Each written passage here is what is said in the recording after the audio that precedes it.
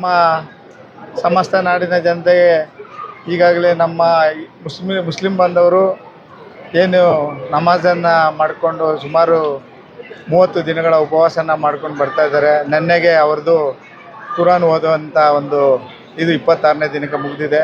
ಇನ್ನೂ 2 ದಿನ ತರಾಬಿನ ಐತೆ. ಆ ತರಾಬಿ ಆದಮೇಲೆ ಅವರು ಆ ಚಂದ್ರನನ್ನು ಕಾಣಿ ಆ ರಂಜಾನ್ ಹಬ್ಬವನ್ನು ಆಚರಣೆ ಮಾಡ್ತಾರೆ. ಒಂದು ತಿಂಗಳು ಪವಿತ್ರವಾದ ಒಂದು ತಿಂಗಳಿನ ಉಪವಾಸನ ಮುಗಿಸಿ ರಂಜಾನ್ ಹಬ್ಬಕ್ಕೆ ಅವರು ಶುಭಾಶಯನ ಕೊಡ್ತಾ ಇದ್ದೀನಿ.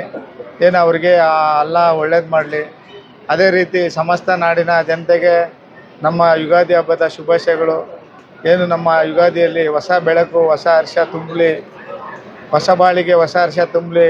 ಏನು ನಮ್ಮ ಯುಗಾದಿ ಯಾತಕ್ಕೆ ಯುಗಾದಿ ಮಾಡ್ತೀರಂದರೆ ಎಲ್ಲ ಹೊಸ ವರ್ಷ ಎಲ್ಲ ಜನವರಿ ಮಾಡ್ತಾರೆ. ಜನವರಿ ಎಲ್ಲ ನಮ್ಮ ಹಿಂದೂಗಳಿಗೆ ಯುಗಾದಿ ಹೊಸ ವರ್ಷ.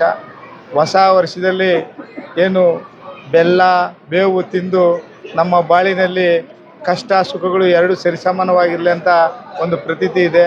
ಅದೇ ರೀತಿ ಈ ಯುಗಾದಿನಲ್ಲಿ ಬೆಲ್ಲ ಮತ್ತು ಬೇವನ್ನು ತಿಂದು ನಮ್ಮ ಏನು ಬೇವು ಬೆಲ್ಲ ಥರ ನಮ್ಮ ಜೀವನ ಇರಲಿ ವರ್ಷ ಪೂರ್ತಿ ಅಂತ ಹೇಳ್ತಾ ಮತ್ತೊಮ್ಮೆ ಸಮಸ್ತ ನಾಡಿನ ಜನತೆಗೆ ಯುಗಾದಿ ಹಬ್ಬದ ಶುಭಾಶಯಗಳು.